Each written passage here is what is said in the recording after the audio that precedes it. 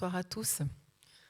Quel bon temps on vit dans la présence de Dieu, quand on utilise son langage, quand on parle avec lui dans l'esprit, c'est juste magnifique. On a vécu des bons temps ce soir dans la louange, qu'on puisse encore couler dans cette présence pour le message. Et ce soir, moi j'avais à cœur de vous partager un peu mes dernières lectures dans ce que je lis dans la Bible.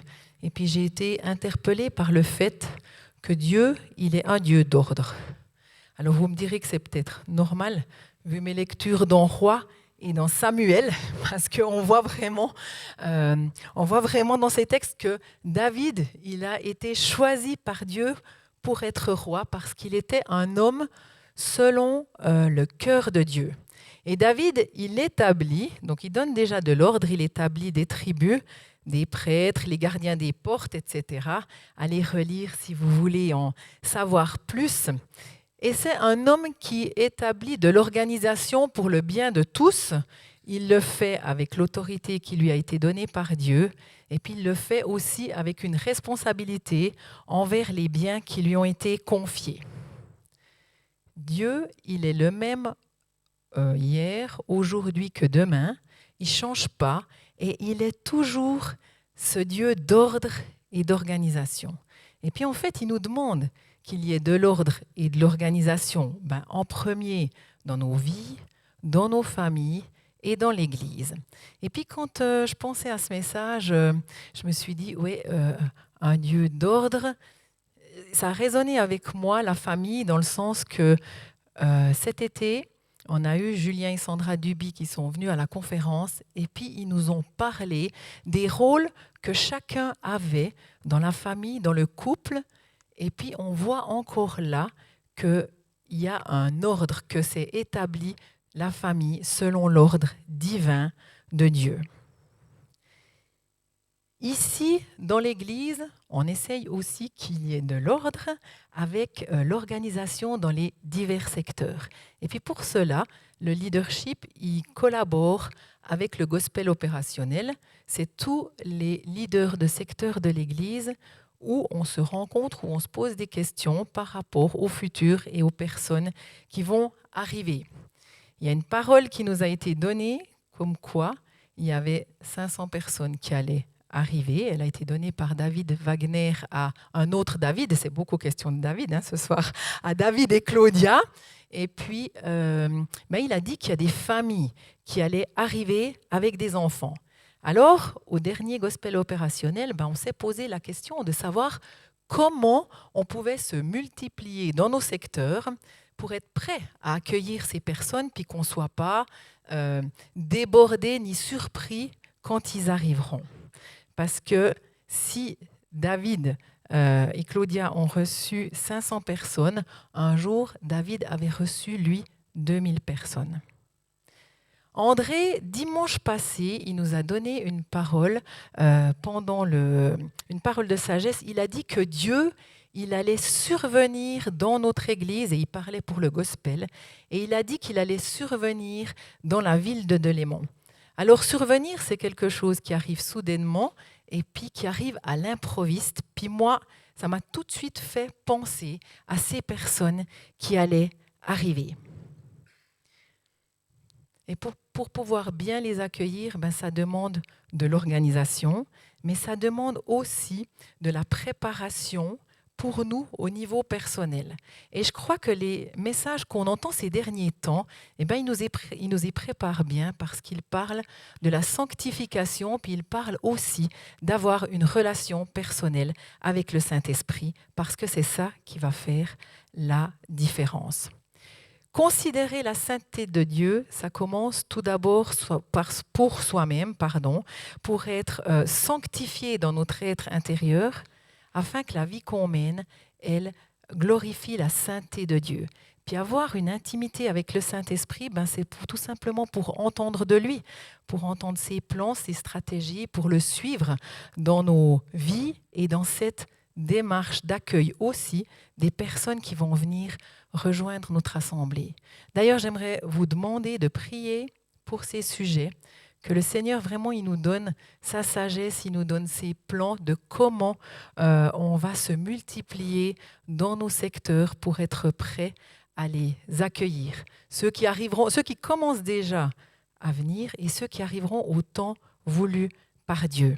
Parce qu'apparemment, pour moi, comme je l'ai compris, dans un temps pas si lointain, si j'ai bien compris la parole d'André qui disait que ça allait survenir. Donc, qu'on puisse être prêt puis qu'on puisse prier pour ça. En tout cas, merci pour vos prières qui nous soutiennent. Et Dieu, je pense qu'il a des stratégies à nous donner. Et puis, toutes ces stratégies, elles tendent vers le même but, en fait. C'est glorifier Dieu en accueillant bien ceux qu'il va nous envoyer. Parce que si on est prêt, si on a regardé à Dieu, si on entend de lui, eh bien, on pourra les accueillir en étant prêt pour manifester sa parole et puis les valeurs de son royaume auprès d'eux. Parce qu'on est vraiment son cœur. C'est comme ça qu'on peut rejoindre les gens en témoignant son amour, en étant son cœur, sa bouche pour ceux qui nous rejoignent, pour nos prochains qui sont autour de nous, pour qu'on puisse les réconforter, les accueillir à bras ouverts dans leurs situations de vie qui parfois sont compliquées. Je crois qu'on a tous un rôle à jouer et puis la parole de Dieu, elle nous dit dans Matthieu 22, 37 à 39, « Tu aimeras le Seigneur ton Dieu de tout ton cœur, de toute ton âme et de toute ta pensée. C'est le premier et le plus grand commandement. Et voici le second qui lui est semblable. Tu aimeras ton prochain comme toi-même. » Mais pour pouvoir vraiment aimer notre prochain, je crois qu'il faut d'abord être réconcilié avec soi-même. Et puis déjà nous aimer nous-mêmes. Je pense que c'est évident et puis que c'est logique. Alors on a besoin de garder nos yeux fixés sur Dieu, de l'aimer de tout notre être, de tout notre cœur, de toute notre force. Et puis quand on a ce tel point d'amour pour lui, et puis quand on a compris aussi combien lui nous aime, alors on peut être réconcilié avec le fait qu'on est la bonne personne que Dieu a voulu sur cette terre, ici et maintenant. Choisi et aimé dès avant notre naissance. Et puis au niveau physique, je crois qu'on peut aussi être réconcilié avec le fait que Dieu nous a tissés dans le ventre de nos mères et qu'on est comme il nous a voulu lui, et puis pas comme on aurait aimé être nous. C'est tellement important d'avoir une révélation par rapport à ça.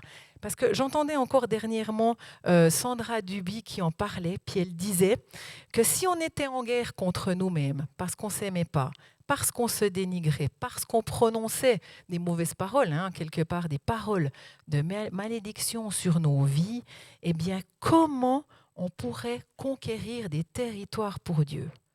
Est-ce que deux personnes qui sont en guerre peuvent aller conquérir des territoires ? Non, il me semble que pour moi, la réponse, elle est évidente. J'ai vraiment besoin d'être réconcilié avec qui je suis dans mon être intérieur et tout en moi pour pouvoir aimer et prendre soin de mon prochain, tous ceux qui sont autour de moi et de ceux qui vont rejoindre notre assemblée. Pardon, délivrance, libération, guérison, restauration, ce sont des étapes qui portent aussi un nom qui est la sanctification. Et on en aura besoin tout au long de notre vie. On a vraiment besoin de la révélation constante de Dieu, de qui il est et de sa sainteté pour pouvoir continuer notre chemin de sanctification. Ça ne va pas s'arrêter un jour.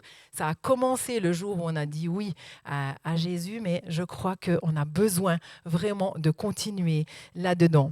Et puis pour pouvoir continuer sur ce chemin, on a aussi besoin d'entendre du Saint-Esprit, ce qu'il dit, où nous en sommes et qu'il vienne mettre en lumière les domaines qu'on a encore à travailler. Et pour moi, il y a une clé là qui est de mettre en pratique ce qu'on reçoit du Saint-Esprit en y obéissant. Vous savez, ou peut-être que vous ne savez pas, parce que ça ne vous arrive jamais, alors je vais parler pour moi. Quand je pose une question au Saint-Esprit et puis que je reçois une réponse ou une direction pour ma vie, parfois je dis, mais c'est bien toi, Seigneur, je ne suis pas très sûre, ça ne me parle pas. Et puis je pourrais l'écarter d'office. Alors c'est sage de demander confirmation quand on n'est pas sûr et puis qu'on n'a pas la paix. On peut redemander au Seigneur et puis montre-moi encore, Seigneur, parle-moi encore, donne-moi ta paix à ce sujet. Mais ce n'est pas de ça que je voulais parler. Ce que je voulais souligner ici, c'est qu'on doit veiller à ce qu'on reçoit. Parfois, c'est juste une image furtive ou bien une voix qui est légère comme un souffle dans l'esprit. Eh bien, à ne pas les rejeter d'office quand elles ne nous arrangent pas, et puis à les accueillir à bras ouverts, même quand on n'est pas très sûr, quand ça nous arrange et que ça nous parle. Amen. Ça parle à quelqu'un ou peut-être c'est juste moi. Ah, merci. Je ne sais pas. Mais amen parce qu'on a un Dieu de grâce, un Dieu qui est bon. Et puis tout au long de notre marche avec lui, eh bien, il nous soutient et on apprend tout au long de cette marche. Amen. Amen. J'ai été interpellée donc dans ma lecture de Samuel, dans 1 Samuel 15, 22, 23. Il y a un verset sur l'obéissance que je vais commencer par vous lire dans la version français courant, puis que je vous lirai ensuite dans la seconde 21. Samuel reprit. Le Seigneur aime-t-il autant des sacrifices d'animaux que l'obéissance à ses ordres ? Non. Pour lui, l'obéissance docile est préférable au sacrifice des bêtes les plus grasses. La désobéissance est aussi grave que la divination et l'insoumission aussi grave que l'idolâtrie. Et là, Dieu, il enlève à Saül la royauté, à Saül qui n'a pas obéi à ses ordres. Alors, je vais quand même le lire dans la version second 21. Samuel dit « L'Éternel trouve-t-il du plaisir dans les holocaustes et les sacrifices, comme dans l'obéissance à la voix de l'Éternel ? Voici, l'obéissance vaut mieux que les sacrifices, et l'observation de sa parole vaut mieux que la graisse des béliers. Car la désobéissance est aussi coupable que la divination, et la résistance ne l'est pas moins que l'idolâtrie et les téraphimes. » Waouh, c'est fort, hein? J'ai beau lui offrir tous les sacrifices que je veux, par mes louanges, par mon temps, par mon argent, etc., par mes lèvres qui confessent son nom, Dieu, il préfère que je lui obéisse, car pour lui, la désobéissance, elle est aussi grave que la divination, et puis l'insoumission aussi grave que l'idolâtrie. Alors moi, ça m'a quand même interpellée. Il y a des mots qui m'ont interpellée dans ce verset, et notamment 2 mots que je suis allée chercher dans les Strong en hébreu, parce que je voulais voir leur signification. Alors le premier, c'est le mot obéissance. En hébreu, je crois que ça se prononce shoma, et ça s'écrit shama, S-H-A-M-A, qui veut dire, et j'ai mis à la suite la définition, ça veut dire entendre, notamment dans le sens de percevoir par l'oreille, comme je vous en parlais avant, écouter avec attention, et puis ensuite, il y a le mot obéir. Donc, cette définition, elle englobe, moi je trouve qu'elle est riche dans tout ce qu'elle englobe, écouter, entendre et obéir. Donc, le mot obéissance, il est par écouter et entendre avant d'obéir. C'est intéressant, hein? Ensuite, le prochain mot que j'ai regardé, c'était le mot divination. En hébreu, c'est kesem. Je ne sais pas si je prononce juste, mais ça veut dire divination, sorcellerie, prédiction. Et on sait que l'Éternel a vraiment ces choses en horreur, tout comme l'idolâtrie, hein, toutes les personnes ou les choses dans nos vies à qui on accorde plus de place qu'à Dieu. Et ensuite, il parle encore dans ce verset des téraphimes, qui sont des images ou des idoles de famille. Puis moi, je me suis dit, waouh, mais c'est encore drôlement d'actualité, hein, alors qu'on est près de 3000 ans plus tard. Vous ne trouvez pas ? Enfin, voilà, c'était ma réflexion. Mais Dieu, il nous parle ici de 2 choses. C'est d'obéir à sa voix. Et dans ce verset, il est écrit à la voix de l'Éternel. Voix, V-O-I-X.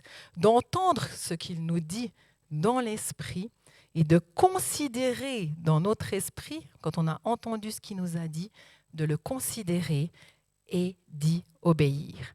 Le Seigneur, il aime notre obéissance.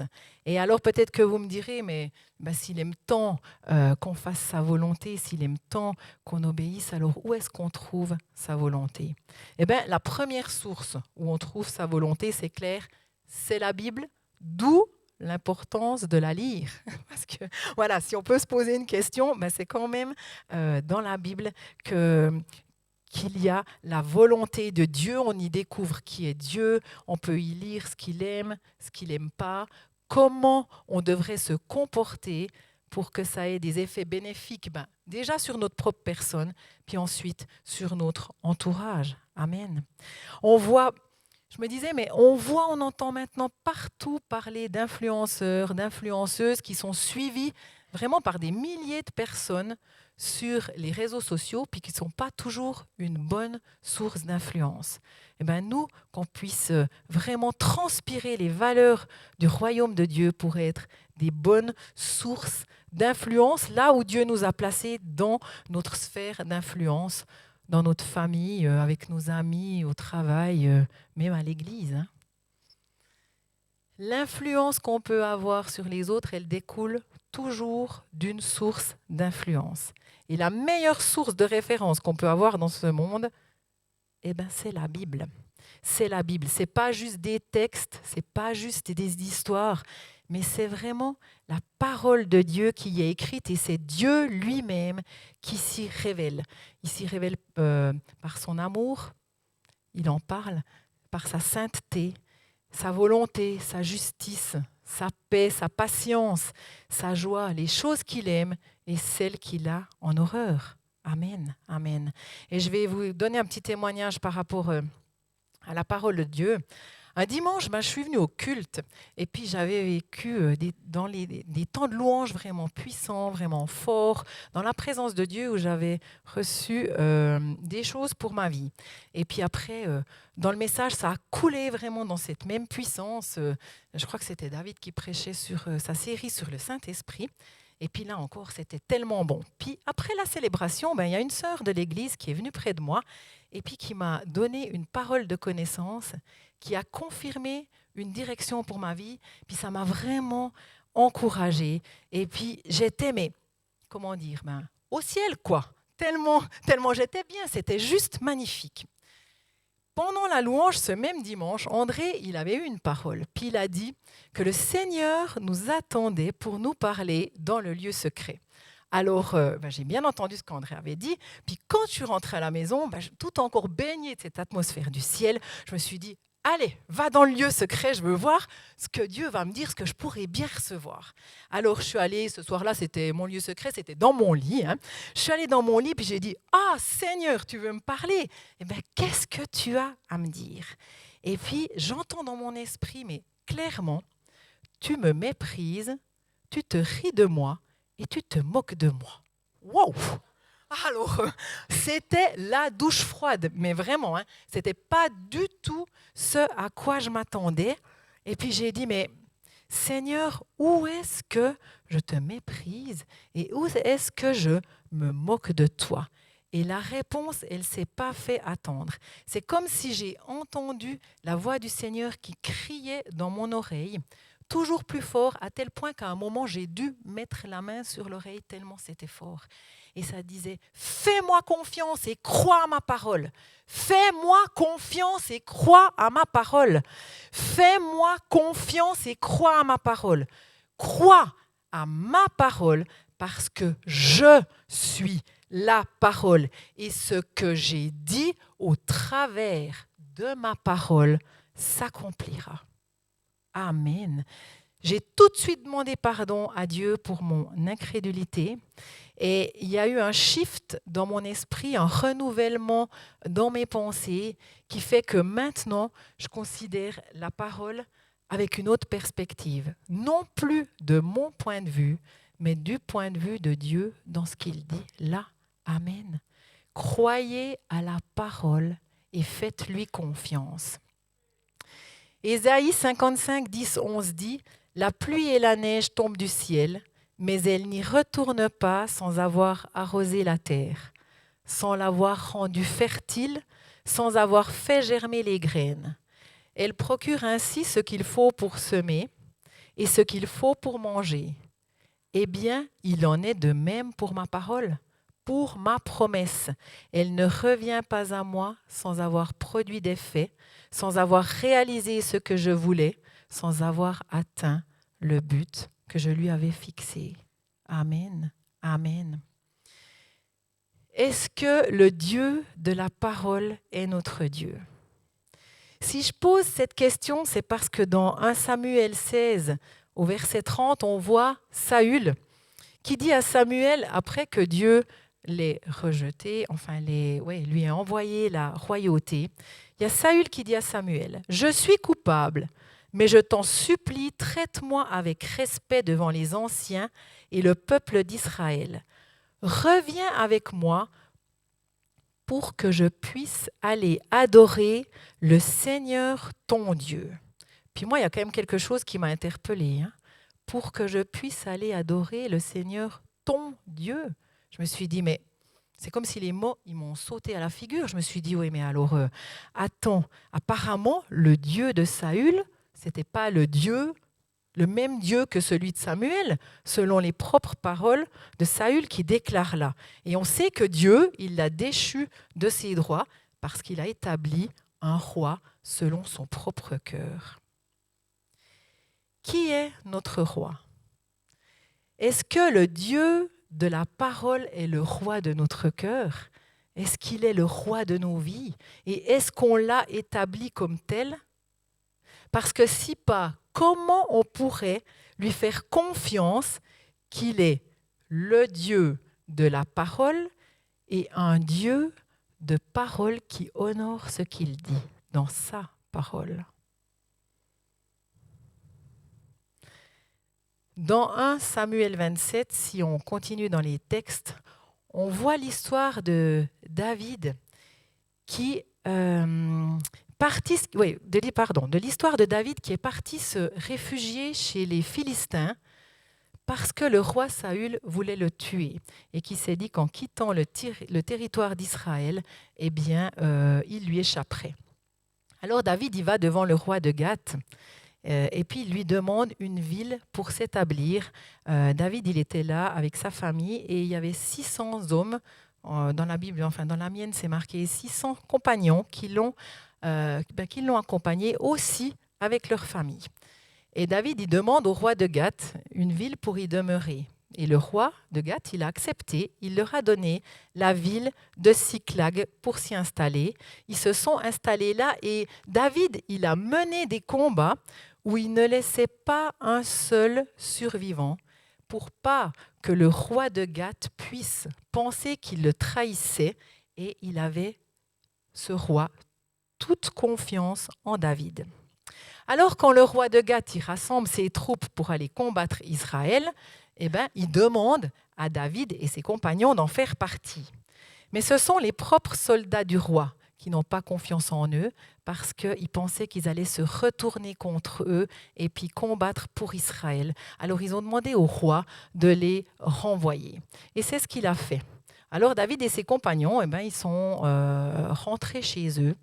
Et puis on peut lire dans la Bible qu'ils étaient désespérés parce que quand ils sont arrivés, en fait la ville de Siclag, leur ville, elle avait été incendiée et détruite par un autre peuple, les Amalécites.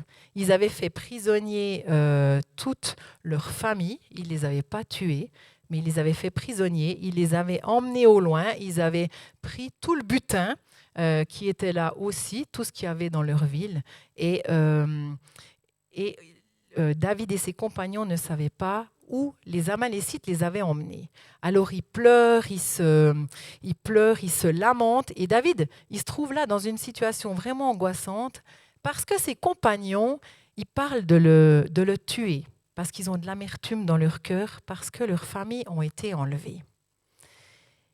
Et on peut imaginer David dans cette situation terrible où sa vie ne tient qu'à un fil. Et on en est là quand le texte il nous dit dans 1 Samuel 30, je vais vous lire à partir du verset 6 jusqu'au verset 9.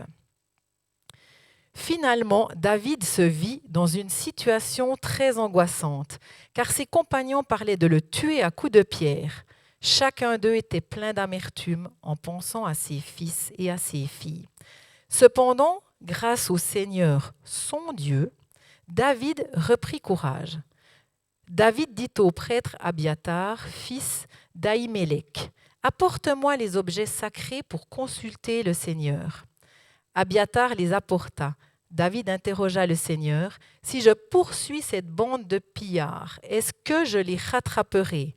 « Poursuis-les, répondit le Seigneur, tu les rattraperas et tu délivreras les prisonniers. » David, il aurait pu continuer d'angoisser, puis de pleurer sur sa situation terrible où, à quelque part, sa vie, elle ne tenait qu'à un fil. Mais il aurait pu rester dans cet état de désarroi, mais grâce au Seigneur, son Dieu, il reprend courage. Il sait qui est le Seigneur, son Dieu. Il sait le rocher qu'il est, la forteresse sur laquelle il peut s'appuyer dans la détresse. Il sait qui est le Dieu dans lequel il se confie, celui qui peut venir le secourir. Et grâce au Seigneur, son Dieu, il reprend courage. Amen. Moi, j'aimerais nous encourager que notre Dieu est le même que le Dieu de David. C'est le même Dieu qu'on a loué ce soir. Et c'est le même Dieu en qui nous pouvons reprendre courage. Amen. Alléluia. David, dans sa situation angoissante, il a ce bon réflexe d'aller tout de suite demander à Dieu quoi faire. Quelle est sa stratégie pour aller récupérer sa famille, etc. Dieu, il lui dit de poursuivre les Amalécites. Et David, qu'est-ce qu'il fait? Il obéit. Amen. Il écoute la voix de Dieu et il obéit. Il a cette obéissance dont je vous parlais avant qui va être déterminante pour la suite parce que David, il va non seulement retrouver les Amalécites, mais il aura la victoire au combat. Il va récupérer famille, femmes, enfants, butin, et il va retrouver bien plus encore, il aura les troupeaux de moutons et de bœufs des Amalécites.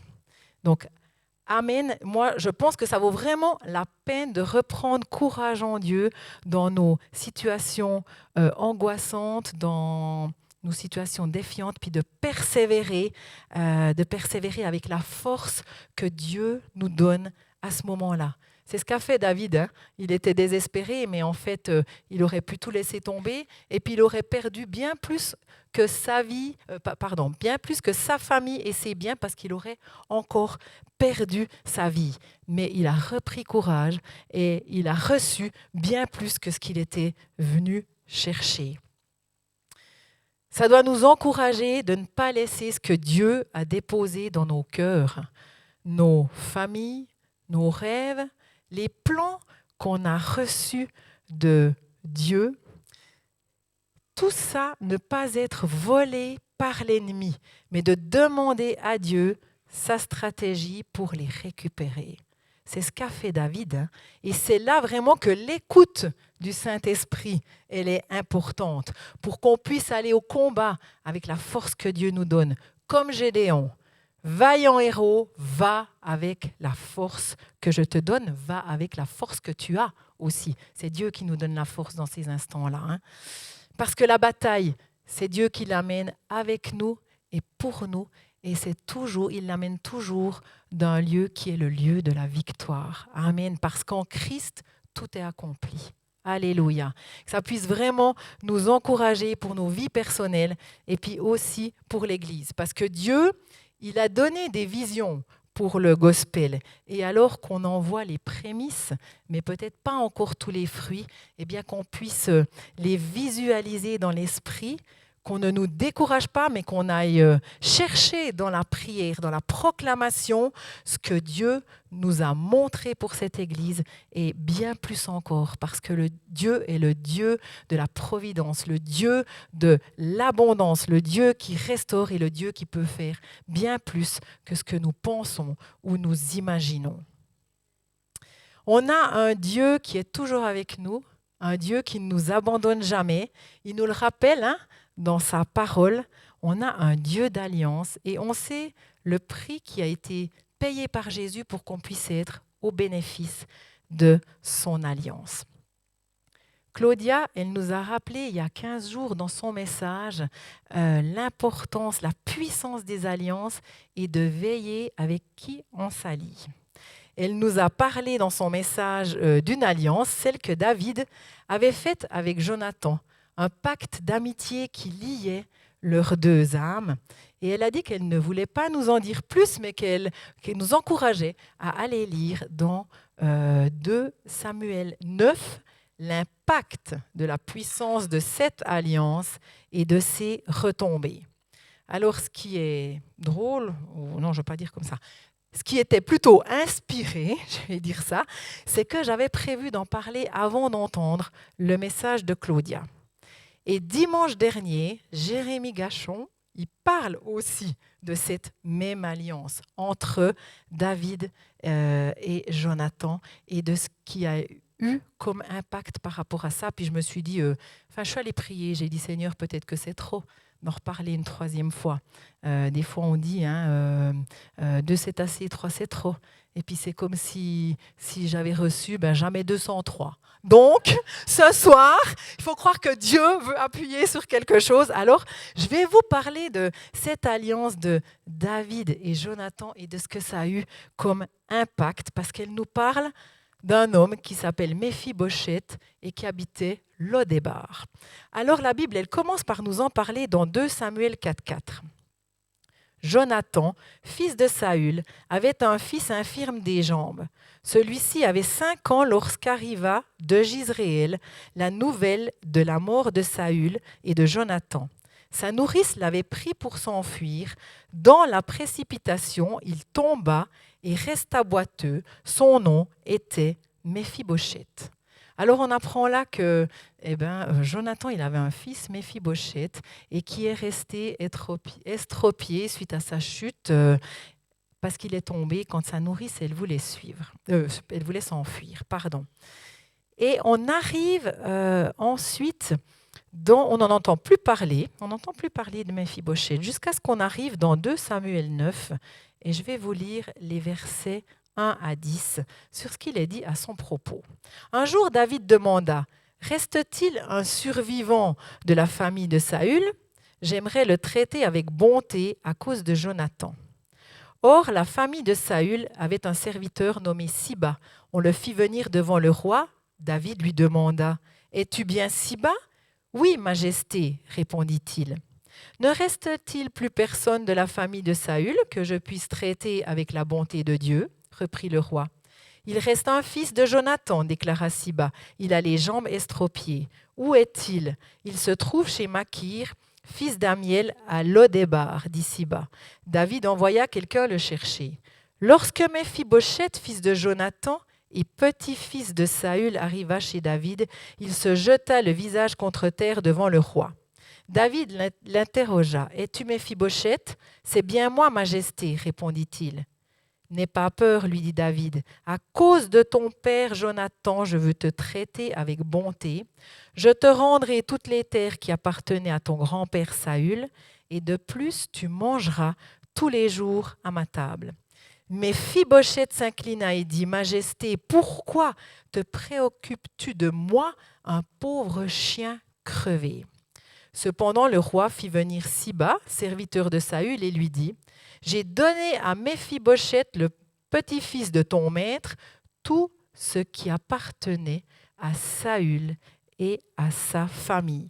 Toi et tes serviteurs, vous travaillerez la terre pour lui et vous apporterez ce qui servira à sa nourriture. » Amen. On voit là les retombées de cette alliance que tout à coup, David, qui se demande s'il reste un survivant, il se souvient de cette alliance, un survivant de Jonathan, et il veut honorer cette alliance. La force d'une alliance, la puissance d'une alliance qui change tout pour Méphibosheth, qui s'y attendait pas du tout. On peut imaginer que ce Méphibosheth, il n'avait plus d'espérance, hein. Il était estropié, il était un descendant de Saül qui n'était pas une gloire en soi au vu de son histoire, il était peut-être même un paria de la société. Mais son histoire, elle change à partir du moment où David, il se souvient de cette alliance et qu'il l'honore. Et Méphibosheth, il est rétabli avec honneur, les terres de Saül lui sont redonnées et il lui est donné aussi une place d'honneur, puisque chaque jour, il mangera à la table du roi. Amen. Méphibosheth, il avait tout perdu. Mais Dieu, par l'intermédiaire de David, eh bien, il lui rend tout ce qu'il avait perdu, et puis il lui rend plus encore, une place d'honneur, de pouvoir manger à la table du roi. D'estropié, il accède au rang de noble. Amen. Eh bien, c'est ce que fait l'Alliance. L'Alliance, elle rétablit, elle assure la provision, elle assure la sécurité et elle redonne une place d'honneur. Et c'est vraiment ce qui s'est passé pour nous, le jour où on a fait alliance avec Dieu et que Dieu a fait alliance avec nous, parce qu'il faut être deux pour faire alliance. Et puis, le jour où on a dit oui à Jésus, il y a une alliance qui a été passée avec Dieu au travers du sacrifice de Jésus, de son sang versé à la croix, qui fait qu'on a été établis en tant que fils et filles du roi. Amen. Frères et sœurs de Jésus, qu'on a été rétablis avec honneur dans la famille de Dieu, dans la famille divine, avec toute l'autorité et les droits qui vont avec. Amen. Mais la puissance de cette alliance, elle ne s'arrête pas là.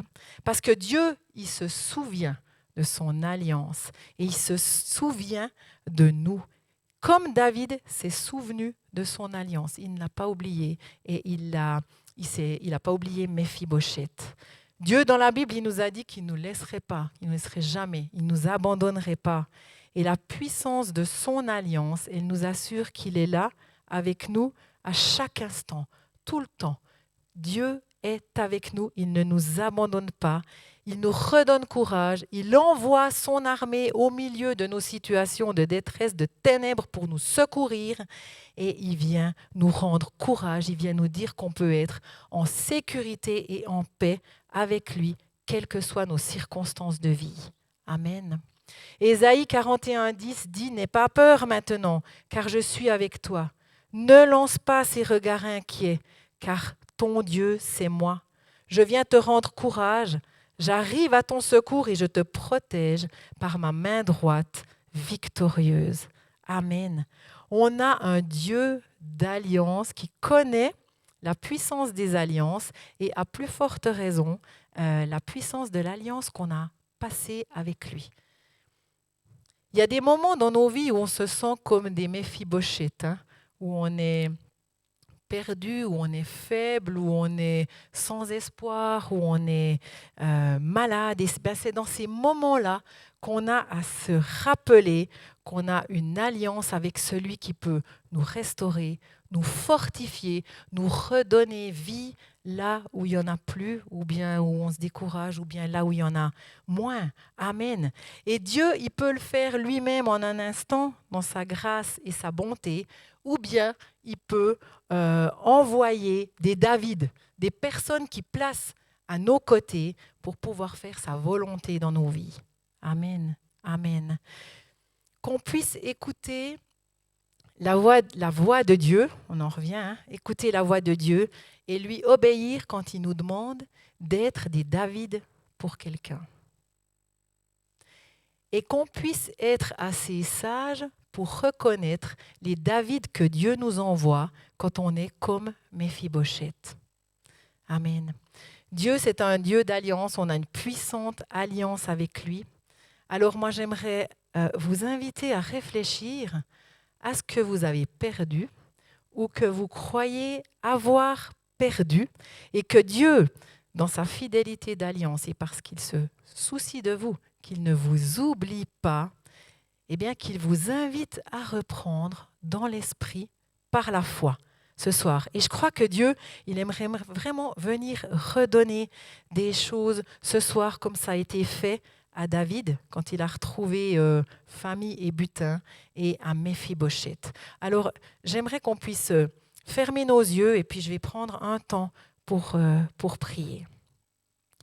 Ben Seigneur, j'aimerais déjà te remercier pour ta présence tangible dans ce lieu. Merci pour qui tu es. Merci pour la puissance de ta parole, Seigneur. Merci pour ta parole qui a été annoncée, Seigneur. Tu as été annoncé ce soir. Eh bien, merci pour le bien que tu veux faire à chacun, Seigneur. Merci pour qui tu es. Et je voudrais lier maintenant en ton nom puissant, Seigneur Jésus, tout ce qui viendrait s'opposer au bien que toi tu veux nous faire, Seigneur. Saint-Esprit, nous t'accueillons, tu es le bienvenu. Je te demande de venir montrer à chacun ce qu'il a perdu ou croit avoir perdu, ce qui lui a été volé par l'ennemi et ce que tu veux, toi, venir redonner vie ce soir, redonner vie dans ce qui a été volé. Un rêve peut-être tombé dans l'oubli, une promesse que tu as donnée et qui ne s'est pas encore accomplie, des prières pour nos familles et qui ne sont pas encore exaucées, une situation défiante où on ne voit pas d'issue. Toi seul sais, Saint-Esprit, alors viens montrer.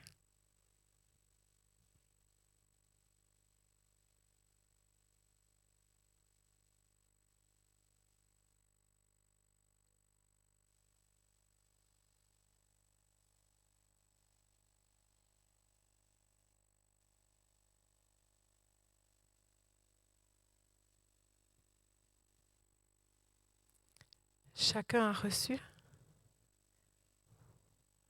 Le Saint-Esprit, quand on l'invite, il vient, c'est la première pensée, c'est la première image qui nous vient. Et j'aimerais qu'on reste encore avec les yeux fermés parce que on va encore poser une question au Saint-Esprit et ça se passe vraiment entre vous seuls et avec lui. Alors Saint-Esprit, j'aimerais te remercier pour ce que tu as montré à chacun, ce que les personnes ont vu de ce qui leur semblait avoir perdu. Eh bien, j'aimerais te demander de montrer à chacun quelle est ta stratégie pour aller récupérer ce qui leur semblait perdu et que toi, Seigneur, tu veux redonner vie comme tu as redonné vie aux ossements desséchés dans Ézéchiel.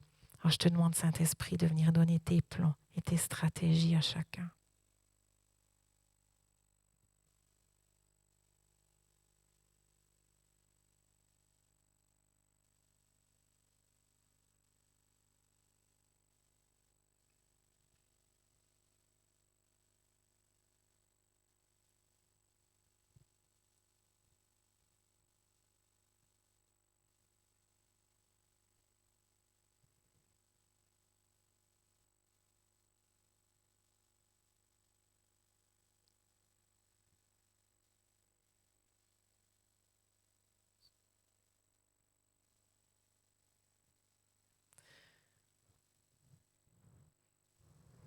Je te remercie, Saint-Esprit, pour ce que tu as montré.